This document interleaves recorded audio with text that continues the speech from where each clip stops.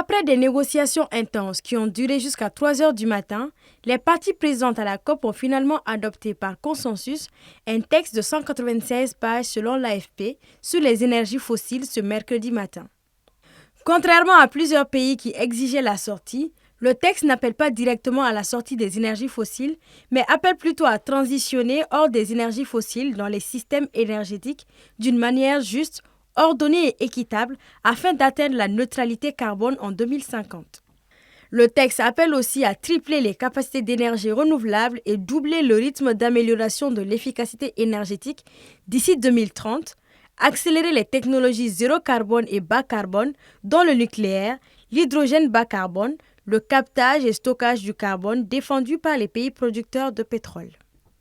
Le texte inclut également des failles pour les pays qui souhaitent continuer à exploiter leurs réserves d'hydrocarbures.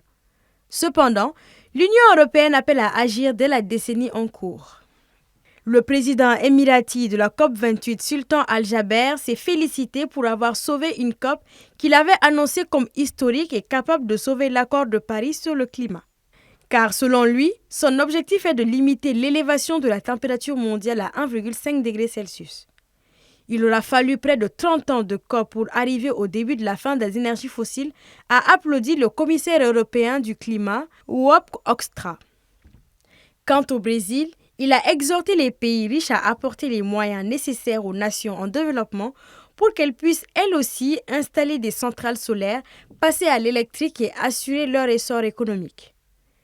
Le chef de l'ONU Climat, Simon Stel, a appelé tous les gouvernements et toutes les entreprises à maintenant transformer sans tarder ces engagements en résultats concrets pour l'économie, car l'accord est adopté à la fin d'une année 2023 qui sera la plus chaude jamais enregistrée.